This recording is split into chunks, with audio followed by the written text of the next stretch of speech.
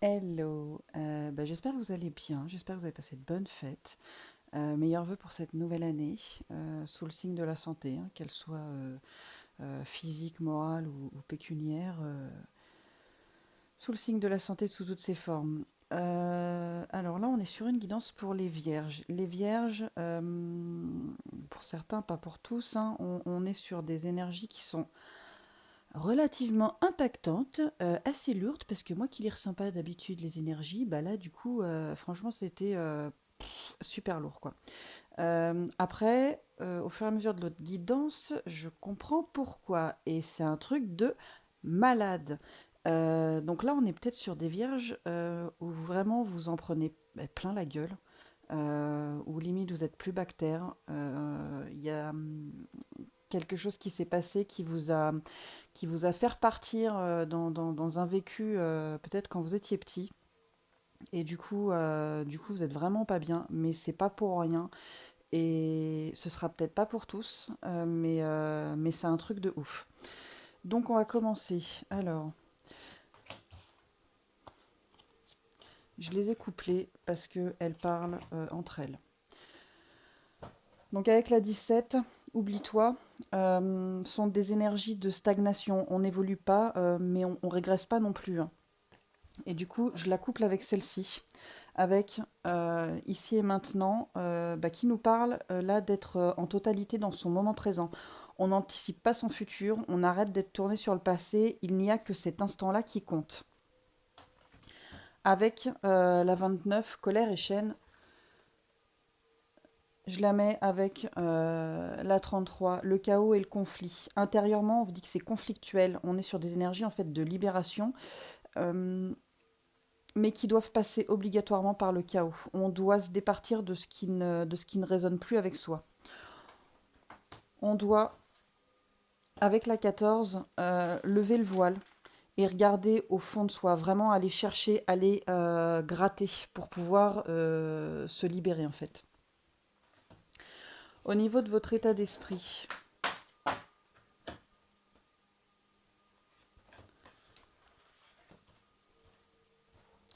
alors au niveau de votre état d'esprit, on a Zénith, on a Yelena, on a Voraris et Padracaris, presque, hein, et Primavera. Volaris, pas Dracaris, parce que voilà, on fait table rase en fait, hein. Dracaris. Et donc du coup, là finalement, on est face à quelqu'un, au niveau de votre état d'esprit, hein, on est face à quelqu'un qui a conscience qu'il va falloir faire face à tout ça, à cette problématique, à cette thématique.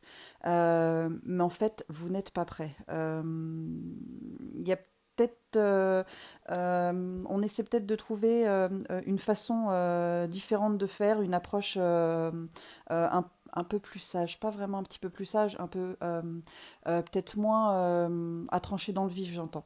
Mais en fait, on a surtout envie limite de se carapater, hein, de passer à une autre étape assez rapidement. Si on pouvait être ailleurs, hein, si on pouvait passer cette étape-là, en fait, on aimerait tout autant. Au niveau de l'état d'esprit, voilà ce qu'on peut dire. C'est pas être fuyant, c'est vraiment c'est quelque chose ouais, qui nous rebute. On sait qu'il faut y aller, mais on veut pas quoi. Au niveau de la situation actuelle, je sais pas si je vais pouvoir tout mettre d'un seul coup. On va retirer ça. Je les mets d'abord, hein, et puis après je vous explique. Je sais pas si vous voyez, j'espère. Parce que moi je vois pas. Toc.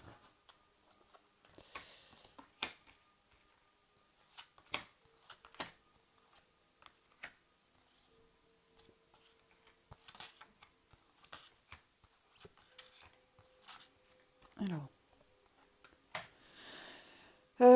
Alors, en fait, la première ligne, on a le brouillard, l'arbre de vie, la montagne, la lune et le désert. En fait, cette première ligne, c'est juste un message perso de vos guides. Et qu'est-ce qu'ils vous disent? Qu'ils ont conscience de la situation que vous traversez, que vous pouvez vous sentir perdu. Mais en fait, ils sont là, ils vous protègent et en fait, vous n'avez rien à craindre euh, avec le lieu, hein. Ça veut dire ça. Faut voir les choses sous un autre angle, de prendre de la hauteur pour ça, parce que ça influe en fait sur votre état d'être au niveau de la Lune, et peut-être en fait que vous l'extériorisez d'une mauvaise façon, hein, et du coup ça vous amène à la solitude. Avec l'accident et le transport, euh, et je comprends maintenant la carte de l'inaction, hein. La 17, là, oublie-toi, et les énergies de stagnation, hein. Là, on est sur un événement, peut-être, alors peut-être un accident, effectivement, rien de grave, mais un accident de parcours, en fait, qui vous bloque, qui vous empêche d'avancer aussi bien psychologiquement, mais aussi physiquement. Euh, C'est ça, hein. Vous êtes peut-être littéralement bloqué à cause de cet accident de la route, mais ça vous impacte aussi psychologiquement. Euh, c'est un événement en fait euh, qui vous a ramené à quand vous étiez petit ou petite, euh, et qui vous a fait vous réfugier à un endroit où il y a la richesse, mais c'est pas la richesse pécuniaire, c'est la richesse intérieure. Ouais, c'est ça. Avec, avec l'arbre de vie, oula. Avec l'arbre de vie, la voiture, je vais me perdre à force moi là-dedans. Avec l'arbre de vie, la voiture et le poteau, en fait, vous avez été guidé vers cet événement, hein. C'est pas anodin ce qui se passe. Euh, je crois que, en fait,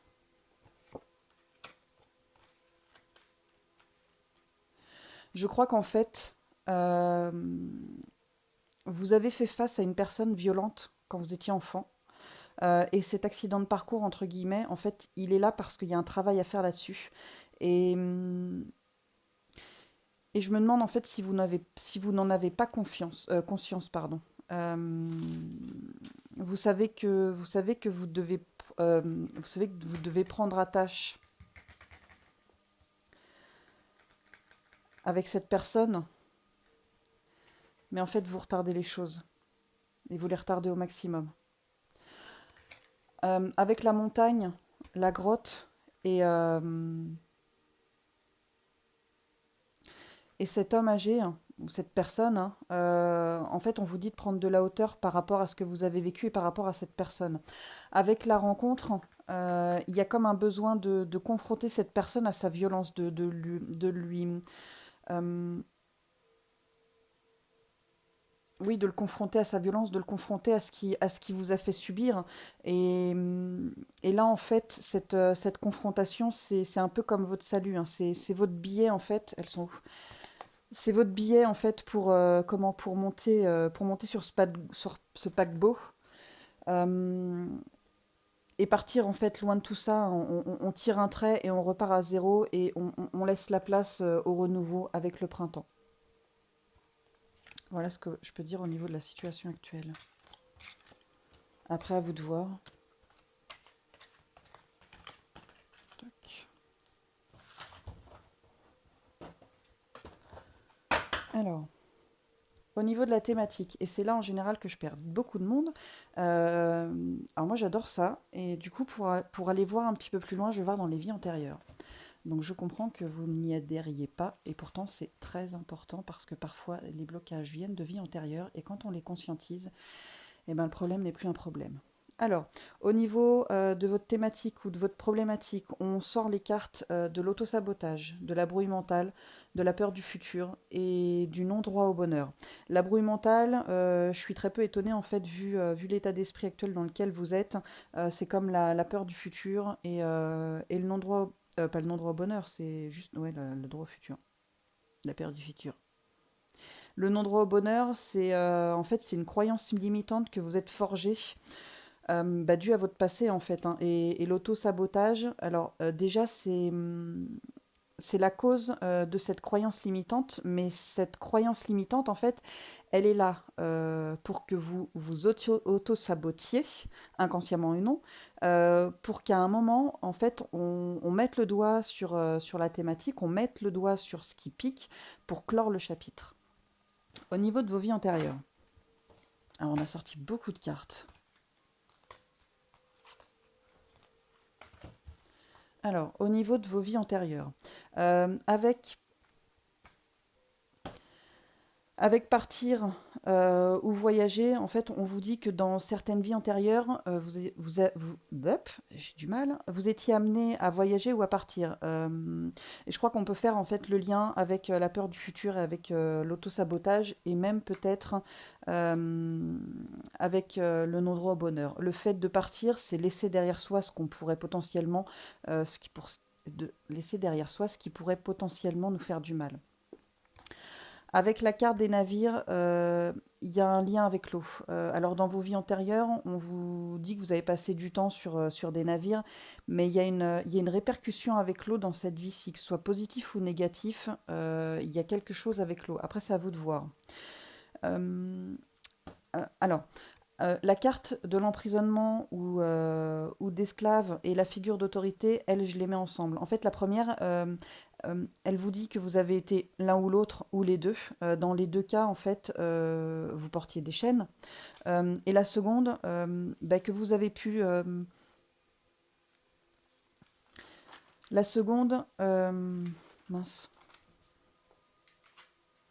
Oui, la seconde que vous avez pu faire face à une personne cruelle. Elle parle également du syndrome de Stockholm dans cette vie, mais là je vois pas ça comme ça en fait. Je pense que vous avez subi d'un parent proche, et parce que c'est un parent proche, il y a un sentiment d'amour, d'où entre guillemets le syndrome de Stockholm. Mais d'où aussi du coup la brouille mentale et la peur du futur. Les vœux. On vous dit que dans une vie antérieure, vous avez été moine ou religieuse et vous avez prononcé des vœux. Et du coup, ça impacte votre vie maintenant. Et bien, comme le vœu d'autopunition, en fait, hein. C'est pour ça que l'on a la carte de l'autosabotage, parce que, en fait, ça se répercute sur cette vie-là. Alors, pour se défaire des vœux, vous dites fermement: je souhaite rompre tous les vœux qui me bloquent dans ma vie actuelle. Je demande que tous les aspects des vœux douloureux soient à présent et pour toujours défaits, dans tous les sens du temps et pour toutes les personnes concernées. Voilà. Alors, la carte celtique. La carte celtique, au départ, en fait, je voyais pas du tout le rapport. Je pensais que c'était juste peut-être une indication sur le fait que vous étiez peut-être attiré par cette culture-là. Voilà, en fait, elle me parlait pas plus que ça.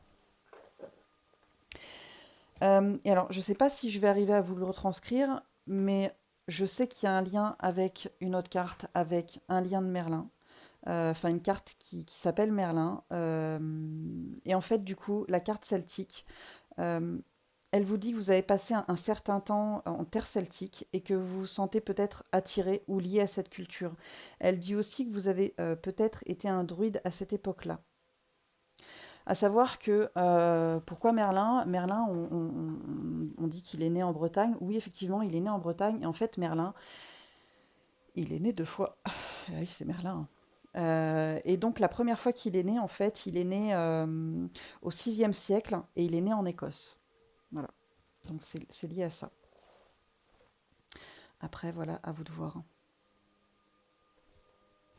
Mais je pense qu'il y a vraiment il y a un gros truc sous-jacent pour vous. Euh, Peut-être pas pour tous, hein. En tout cas, il y a un travail d'épuration, ça c'est clair à faire. Mais il y a autre chose. Il y a autre chose qui se trame pour vous et je pense que ça peut pas être dans un autre sens. On va voir pourquoi après. Au niveau du travail à faire, c'est la fameuse carte de Merlin. Au niveau du travail à faire, avec les sœurs d'argent, avec cette carte, en fait, on vous invite à prendre conscience que votre histoire, elle a un impact préjudiciable sur votre présent et qu'il faut vous en protéger. Il y a des cordons à couper, il y a une indépendance à prendre, il y a à s'affirmer, en fait, pour retrouver ses valeurs personnelles, parce que peut-être que vous vous mésestimez, peut-être qu'on vous a fait croire que vous n'aviez aucune valeur. J'y reviendrai aussi sur celle-ci, je vais la laisser là. Avec Merlin, on vous parle d'apprendre d'un mentor, mais également être un mentor à votre tour. On vous dit aussi que la vie elle-même est un mentor. Parfois, elle peut paraître rude, mais c'est pour une bonne raison. Et c'est ce que je vous disais, hein, pas pour tous, mais pour certains ou pour certaines, il y a peut-être à gratter sur certaines capacités, hein, que vous avez acquises dans une ancienne vie en tant que druide. Si vous vous sentez attiré par ça, c'est peut-être pas anodin, d'accord? Je la laisse aussi ici. Ensuite, on a le partage. Et là, on retrouve un petit peu le message de Merlin au niveau du partage de connaissances, d'être un mentor à votre tour. Mais on vous invite aussi à vous ouvrir aux autres, au monde, et peut-être à trouver votre place que vous n'avez toujours pas trouvée. Parce que vous êtes sans doute privé de beaucoup de bons moments, de bonnes choses jusqu'à présent. Et avec le besoin, on vous invite à vous écouter, à savoir quels sont vos besoins et vos envies, à les déterminer et à vous y consacrer. Au niveau de l'évolution, alors là c'est pareil, on a beaucoup de cartes. Alors, je suis obligée de les étaler toutes, parce qu'il faut les voir toutes. J'espère que vous allez les voir. Alors, je vais toutes vous les dire parce que je suis obligée de les étaler toutes parce que je peux pas vous les détailler en fait en une seule fois. Elles marchent toutes ensemble là pour une fois. Donc on a la découverte, on a le cloître, on a la beauté, on a les entreprises, on a la grâce, on a la pensée, l'amitié, le bonheur, la réussite. On a la nouvelle, le trafic, l'intelligence et le retard. Et vous allez me dire sur la dernière ligne, « Oh mais ça y est, c'est négatif, négatif !» Mais non, en fait, pas tant que ça. Oui, on a la clé de la destinée, effectivement. On a le despotisme sur la dernière ligne. On a l'accident sur la dernière ligne. On a la méchanceté sur la dernière ligne. On a la maladie sur la dernière ligne. On a les ennemis sur la dernière ligne. Et on a l'eau. Effectivement, la dernière ligne, elle est genre mais ultra négative. Mais en fait, non. En fait, non. Donc l'évolution. Alors, au niveau de la première ligne, être entre la découverte et les entreprises. On est sur une reconnexion et une guérison de l'âme. C'est un travail intérieur qui est en train de s'opérer avec une découverte de ses propres désirs, un peu comme on a vu avec la carte du besoin. C'est un temps de réajustement, de reconstruction avec le cloître pour laisser émerger la beauté qui est en vous. Mais c'est aussi vouloir dire qu'il est temps de laisser votre âme, représentée par la beauté, s'exprimer à nouveau parce que elle a longtemps été cloîtrée et j'ai entendu bâillonner. En tout cas, s'il est temps, ce travail sur vous, c'est le résultat que ça amène. Et c'est là, en fait, où je me suis dit, attends, mais prise une par une, en fait, ça veut rien dire. Je suis pas certaine que ça va parler à tout le monde. Mais là, en fait, si effectivement la carte celtique et celle de Merlin avaient toute leur importance, quand on regarde toutes les cartes du Béline, en fait, je ne peux pas les traduire une à une ou ligne par ligne comme je fais d'habitude. Donc la première ligne, effectivement, ça veut bien dire ça. Mais avec la dernière ligne, clairement, en fait, on vous dit que ce que vous avez vécu, c'était votre chemin de vie. Tout ça, ça a été instigé dans le seul but de faire émerger votre âme et de la purifier afin de récupérer des capacités d'antan et de les mettre à profit dans cette vie. Et je sais que ça peut paraître ubuesque, mais en fait, c'est tellement trop insistant que ça peut pas être autre chose. Ça parlera pas à tout le monde forcément, hein. Mais quoi qu'il en soit, ça reste libérateur pour vous et c'est une bonne chose. Euh, et du coup, le travail qu'il y a à faire au niveau des sœurs d'argent, euh, il faut élever votre taux vibratoire, il faut augmenter votre taux vibratoire et il faut vous protéger des énergies négatives.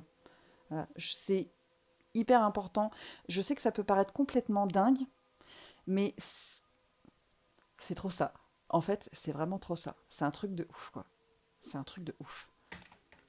On avait la carte de l'épuration aussi, hein. Elle est importante, celle-ci. C'est un truc de ouf.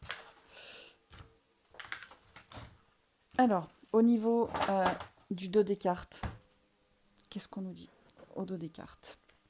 Alors, on a parfum de fleurs noires. Là, on vous parle de la vie qui est injuste. Et avec cette carte, j'ai entendu, genre juste un gros, je vais être vulgaire, fuck. Vous savez, hein, quand on en a ras le cul, pardon, quand on en a ras le bol et qu'on fait fuck, va, sale. Et ben voilà, c'est ça en fait. J'ai entendu ça. Le yin, c'est le principe féminin, l'intuition, c'est aussi une carte d'inaction, comme on a vu tout à l'heure, hein, d'attente entre guillemets, de laisser venir les choses. Et on le retrouve avec Manara, l'attente, la patience et la détermination aussi, hein, ne pas baisser les bras. La route, vous êtes sur votre chemin de vie. La colère, elle fait partie de votre cheminement. Elle est là pour une bonne raison et vous devez vous en libérer. La magie de cristal, la fin du chaos, la liberté, la renaissance, j'en ai des frissons, hein. Et c'est ce que je vous disais, hein, il y a peut-être matière à gratter pour des capacités qui sont latentes, peut-être pour des soins avec les cristaux si ça vous parle. L'indulgence envers votre détracteur ou vos détracteurs, mais aussi envers vous-même. En fait, il faut vous faire ce cadeau. Comprenez que tout ça veut vous amener à cet instant T. C'est genre juste terrible. Tout ça, ça a été instigé pour vous mener là où vous en êtes maintenant. Alors oui, c'est compliqué, oui, c'est dur, mais on pardonne, on a de l'indulgence et on va de l'avant. Et puis la ruine, parce qu'on ne peut pas construire sur un plancher brinque-ballant, faut tout mettre à plat, faut tout dégager pour rebâtir sur un plancher solide. Voilà. Je sais que c'est complètement dingue cette guidance, c'est un truc de ouf. J'ai eu énormément de mal. Je sais qu'on m'a énormément poussé parce que j'ai pris des jeux, ça fonctionnait pas. J'en ai pris d'autres et là j'avais envie de vomir. Et non, c'est pas possible, c'est pas ça. Franchement, votre guidance, j'y suis depuis ce matin. Et c'est un truc de malade. J'espère que ça va vous éclairer. J'espère que ça va vous aider à y voir plus clair. Et que ça va vous aider à avancer. Et ne me prenez pas pour une gueudine. Si vous avez aimé, n'hésitez pas à liker. Si vous avez des retours à faire, n'hésitez pas, ça me fera plaisir. J'ai pris mon pied à faire votre guidance, c'était un truc de dingue. Et j'espère que ça va vous aider. À bientôt!